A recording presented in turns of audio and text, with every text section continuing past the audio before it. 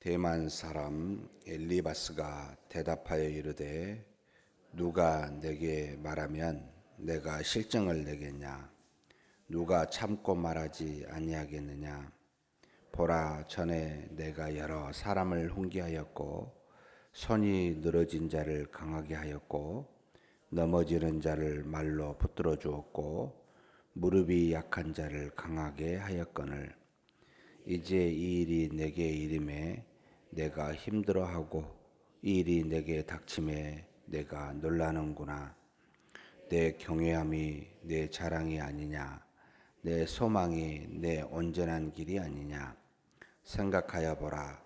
죄 없이 망한 자가 누구인가? 정직한 자의 끊어짐이 어디 있는가? 내가 보건대 악을 밭갈고 독을 뿌리는 자는 그대로 거두나니 다 하나님의 입 기운에 멸망하고 그의 콧김에 사라지느니라. 사자의 우는 소리와 젊은 사자의 소리가 그치고 어린 사자의 이가 부러지며 사자는 사냥한 것 같이 없어 죽어가고 암사자의 새끼는 흩어지느니라. 어떤 말씀이 내게 가만히 이르고 그 가느다란 소리가 내 귀에 들렸었나니 사람이 깊이 잠들 즈음 내가 그 밤에 본 환상으로 말미암아 생각이 번거로울 때 두려움과 떨림이 내게 이르러서 모든 뼈마디가 흔들렸느니라. 그때 영이 내 앞에로 지나매 내 몸에 털이 쭈뼛하였느니라. 그 영이 서 있는데 나는 그 형상을 알아보지도는 못하여도 오직 한 형상이 내 눈앞에 있었느니라. 그때 내가 조용한 중에 한 목소리를 들으니 사람이 어찌 하나님보다 의롭겠느냐? 사람이 어찌 그 창조하신 이보다 깨끗하겠느냐? 하나님은 그의 종이라도 그대로 믿지 아니하시며 그의 천사라도 미련하다 하시나니 하물며 흙집에 살며 티끌로 털을 삼고 하루살이 앞에서라도 무너질 자이겠느냐? 아침과 저녁 사이에 부스러져 가루가 되며 영원히 사라지되 기억하는 자가 없으리라. 장막줄이 그들에게 뽑히지 아니하겠느냐? 그들은 지혜가 없이 죽느니라. 아멘. 욥기 4장부터 이제 23장까지는 세 친구가 등장하여 욥에 대해 당한 고난에 대해서 권면이라나 비난이라나 할지 양쪽 다 해당이 되겠습니다만 그렇게 이야기하는 내용이 나타납니다. 엘리바스, 빌닷, 그 다음에 소발이라는 세 친구가 나옵니다.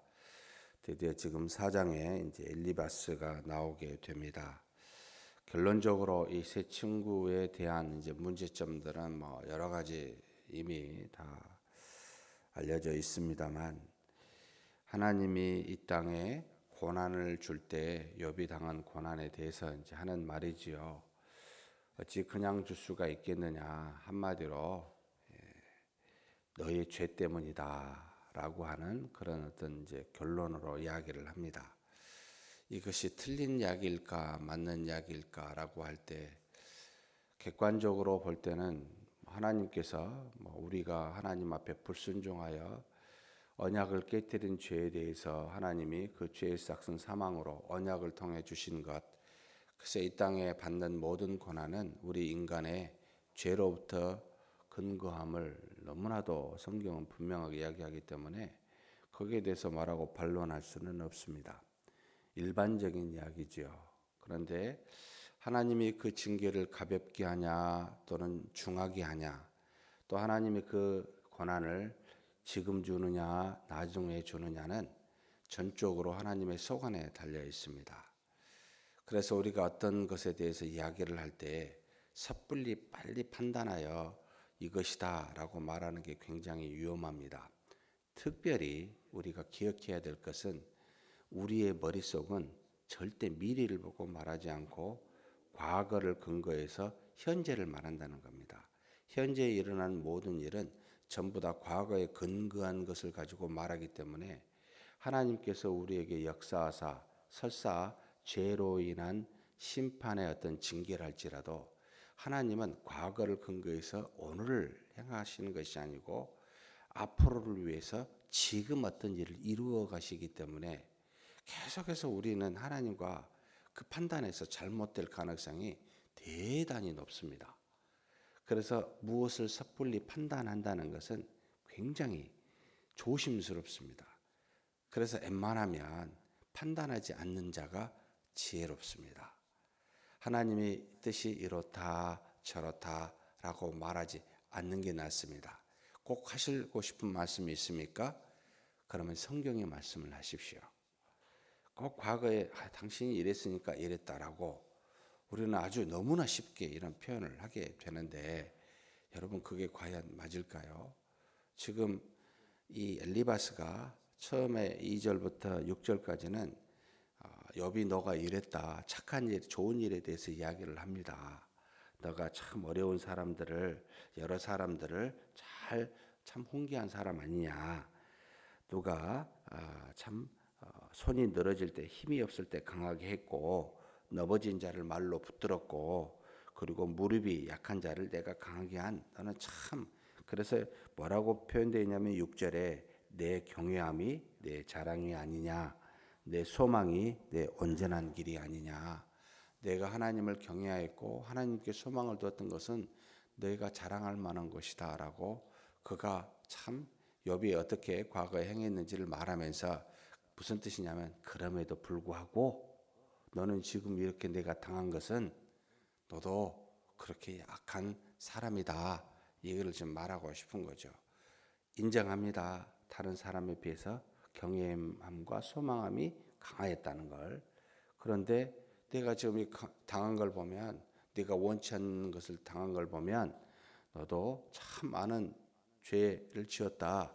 그러면서 뭐라고 이야기하냐면 자신이 경험한 하나님께 받은 은혜를 이야기합니다. 놀라운 은혜였습니다. 그냥 한 게 아니고 그가 하나님 앞에서 지금 12절부터 5장 7절까지 쭉 경험한 내용인데요. 12절에 뭐라고 되어 있냐면 어떤 말씀이 내게 가만히 이르고 그 가느다는 소리가 내게 들렸는데 이것은 어떻게 일어난 현상이냐면 사람이 깊이 잠들 즈음에 환상으로 말미암아 자기가 생각이 번거로울 때에 두려움과 떨림이 내게 이르렀고 뼈마디가 흔들렸고 그때 한 영이 네 앞에 서 있는데 분명히 한 형상이었는데 그 형상이 내 눈앞에서 조용한 목소리로 나에게 들려준 말씀이 이것이다 라고 해서 그 말씀을 쭉 지금 자기 이제 은혜 받은 내용이죠. 이것은 사실 자기한테 해당이 돼요. 근데 이걸 다른 사람한테 이야기를 하는데 은혜 받은 내용이 뭐냐면 지금 17절부터 쭉 지금 사실 5장 7절까지입니다만 17절부터 21절까지만 제가 그냥 봉독해 보겠습니다. 너무나 타당한 말씀이죠. 하나님의 말씀이 하나님이 그에게 하신 내용이기도 하니까 사람이 어찌 하나님보다 의롭겠느냐 사람이 어찌 창조하신 이보다 깨끗하겠느냐 하나님은 그의 종이라도 그대로 믿지 아니하시며 그의 천사라도 미련하다 하시나니 하물며 흙집에 살며 티끌로 터를 삼고 하루살이 앞에서라도 무너질 자이겠느냐 아침과 저녁 사이에 부스러져 가루가 되며 영원히 사라지되 기억하는 자가 없으리라 장막줄이 그들에게 뽑히지 아니하겠느냐 그들은 지혜가 없이 죽느니라. 하나님과 우리 사이에 어찌 비교가 되겠습니까? 아무리 의롭다 할지라도 인간이 하나님의 의로움에 어찌 비할 수 있습니까? 하나님의 영광을 이룰 만한 존재가 이 땅에 하나도 없는데 우리는 그리스도로 말미암아 의롭다 체감을 받았어도 어찌 하나님의 자녀인 우리도 어찌 하나님과 비교가 되겠습니까? 우리는 신이 아닙니다. 하나님으로부터 구원을 받은 죄인입니다. 하나님으로부터 그저 값없이 의롭다 칭함을 받은 자입니다. 우리는 하나님 앞에서 기도할 수 있고 하나님께 나아갈 수는 있지만 하나님과는 비교는 되지 않습니다. 이걸 너무나도 잘 알지요. 하나님이 그걸 깨우쳤죠. 누구에게 깨우친 겁니까? 사실 욥에게 깨우친 게 아니고 엘리바스 너에게 깨우친 거죠. 하나님이 우리에게 은혜를 주실 때는 우리에게 해당하는 것들입니다. 근데 이것을 가지고 이제 이야기를 하는데 욥한테 적용을 시키는 거죠. 욥이 고난을 당했으니까 내가 이런 은혜를 받았는데 하나님이 우리와 비교할 수 없다. 하나님은 의롭고 우리는 죄인이다. 그러니까 너도 죄인이었기 때문에 이렇게 고난 당한다. 이렇게 이야기합니다. 그런데 가만히 보면 우리가 알다시피 욥기 1장 2장에 나타난 것처럼 욥이 무엇 때문에 하나님으로부터 이런 고난을 받았습니까? 하나님이 욥에게 준 고난은 욥이 죄악에 대해서 죄인이어서 그렇게 준 것이 아니었지요. 악한 영에 의해서입니다. 사탄에 의해서. 어떻게 하나님이 또 사탄에 의해서 그런 일을 하실 수 있습니까? 하나님이 사탄의 말만 듣고 그렇게 행하셨겠습니까? 그건 아니지요. 하나님은 사탄도 사용하십니다. 얼마든지 사용하시는데 욥의 의로운 욥 당대에 의롭다 하는 것은 하나님 보시기에 의롭다 한 거지 하나님과 비교해서 의롭다는 말은 아니지요. 왜 그에게 줬습니까? 하나님이 그에게 은혜를 더한 것은 나중에 나옵니다만 하나님을 더 깊이 깨닫고 이 땅에 사는 동안 훨씬 더 많은 은혜와 복을 주시기 위한 수단이 됩니다. 그렇기 위해서 하나님이 우리를 사용하시는데 우리는 섣불리 너무나 너가 죄인이니까 넌 죄 때문에 왔어라고 말을 합니다. 사랑하는 성도 여러분, 여기서 하나님의 말씀을 인용하여 말한다 할지라도 여러분 그냥 그 사람이 하나님의 뜻에 어떻게 해서 이 고난이 왔는지 그래서 나중에 어떤 은혜를 받을지 모르기 때문에 섣불리 판단하여 당신의 죄 때문에 이런 일이 왔습니다 라고 말하지 마십시다. 저도 종종 생각을 합니다만 왜 우리 교회가 많은 어려움을 당했을까? 원인이 있습니다. 그런데 그것만 가지고 하나님이 주시지는 않습니다. 우리 여기 있는 저와 여러분이 수많은 죄를 졌죠. 그러면 그 죄 때문에 하나님이 우리를 멸망시키려고 어떤 고난을 주실까요? 절대 그렇지 않습니다. 하나님은 반드시 이 고난을 통하여 우리로 하여금 돌이키게 하고 더 큰 은혜를 입어서 하나님의 뜻에 합당한 자가 되도록 하는 목적 때문입니다. 그냥 단지 징계 때문만은 아니라는 겁니다. 징계는 최후의 심판 때 한꺼번에 하십니다. 그때까지는 하나님이 길이 참으사 지금의 우리 죄에서 고난을 통해서 오든 또는 다른 무슨 어려움을 통해서 오든 좋은 일을 통해서 오든 기본적으로 하나님의 사람에 합당하게 살도록 도우시는, 그래서 의의 무기가 되든지 악의 도구로 사용되든지 전부 다 하나님은 이것을 사용하사 누구를 세워요? 하나님의 택한 교회를 세우는 하나님의 나라와 의를 위해서 역사하고 있습니다. 그래서 제가 늘 말씀드리죠. 모든 이 세상의 역사는 교회를 중심으로 이루어진다고요. 보이지 않고 세상 사람들은 모르지만 우리 때문에 악을 남겨놓고요. 우리 때문에 죄를 편만하지 않게 하고요. 우리 때문에 고난을 주시고요. 우리 때문에 하나님의 모든 일들을 이루어 주십니다. 이것을 언제 알겠습니까? 주님의 재림 때만 알게 됩니다. 이처럼 하나님이 역사하심에 섣불리 판단해서 너는 죄 때문에 이 징계가 있다고 설사 그렇다 할지라도 하나님은 그 죄만을 목적으로 하지 않고 살리려고요. 일으켜 세우려고요.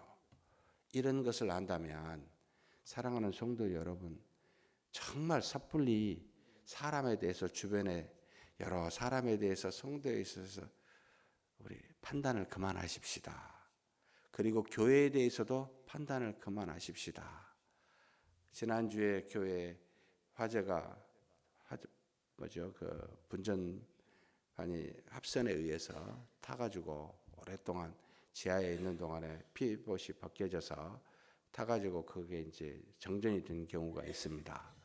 이런 이야기를 제가 가만히 이렇게 들으면 판단을 합니다. 무슨 판단을 할까요? 이러이런 문제가 돼서 이렇게 됐다고. 왜 이걸 지금까지 그대로 가만히 뒀냐고. 이렇게 말씀하시는 것을 그러면 제가 이렇게 묻고 싶었습니다. 사랑하는 성도님 안에서는 죄가 없습니까? 그 죄만 갖고 이야기를 하게 되면 그럼 당신은 죄가 없습니까? 이렇게 이야기가 되죠. 그것을 알고는 계신가요? 우리는 어떻게 생각을 해야 되냐면 다 죄인입니다. 하나님이 이 땅에 아들을 보내셨을 때 우리가 죄인 되었을 때 보냈습니다. 의로울 때 보내지 아니하셨습니다. 찾을 때 보내지 아니하셨습니다. 그래서 죄에 대해서 논하게 되면 끝이 없어요. 당신이나 나나 눈을 들고 하나를 쳐다볼 수 없는 존재들이에요. 그러면 우리는 죄인입니다를 서로 고백하면서 이때 하나님이 주신 은혜가 뭡니까? 우리가 이걸 미처 준비치 못한, 우리가 기도치 못한 문제가 있군요. 제가 왕십리교에서 목사님이 어려웠을 때 모든 사람이 그 목사님을 향하여 비난할 때 권사님 한 분이 저한테 와서 이렇게 이야기하셨습니다. 지금도 제 머릿속에 아주 쟁쟁합니다. 목사님, 제가 협동 목사였었습니다. 이 모든 일이 이루어진 것은 저 때문입니다. 그래서 제가 깜짝 놀랐습니다. 아니 왜요 권사님? 그랬더니 제가 목사님을, 담임 목사님으로 해서 이 부분에 대해서는 기도해 본 적이 한 번도 없었습니다. 내가 기도하지 않아 가지고 이 문제가 생겼습니다. 저는 제가 신앙의 레벨이 차이가 있구나. 이분은 우리와 경지가 다르구나 제가 느꼈어요. 하나님을 향하여 섰었을 때 과연 어떤 문제를 보고 형제의 고난을 보고 어떻게 생각하느냐. 이건 믿음의 정도에 따라 다 다르게 나타나겠구나. 이분은 자신의 문제로 알고 자신이 하나님 앞에 기도하지 못했음을 자기는 회개해야 되겠다고 이렇게 말하는 걸 보고 진짜 믿음 있는 사람은, 정말 하나님 앞에 기도한 사람은 이런 사람들이다. 사랑하는 성도 여러분, 욥과 같은 고난이 올지 죄로 인한 고난이 올지 우리는 모릅니다. 주변에 섣불리 판단하지 마시되 하나님은 절대로 죄만 갖고 징계하시지는 않는다. 반드시 세우시기에 미래의 은혜를 위해 오늘의 고난을 주신다. 이것이 하나님의 기본적인 사랑의 모습입니다. 그렇게 생각하고 판단하거나 말하지 마시고 기도하십시다. 하나님, 저분이 일어서게 해주십시오. 저 고난에서 일어나게 해주십시오. 이것이 믿음의 모습인 저와 여러분입니다. 그렇게 되길 주의 이름으로 축복합니다. 하나님 아버지 감사합니다. 왜 감사하냐면 우리가 비록 어리석지만 죄악되지만 우리를 버리지 아니하시고 하나님의 자녀 삼으시며 오늘의 징계라고 하는 고난을 주사 미래에 하나님의 은혜를 주시고자 함임을 믿기 때문입니다. 하나님, 무슨 일을 만나거든 무엇을 보거든 과거만 생각하고 오늘의 문제를 판단치 아니하고 하나님이 우리를 어떻게 이끄실지 그 나라와 의를 구현하시고자 하는 하나님의 뜻을 하나님 분별하는, 그래서 지혜를 가지고 우리가 믿음으로 나아가는 우리 모두가 되게 하여 주시옵소서. 우리 주님 예수님의 이름으로 기도하옵나이다. 아멘.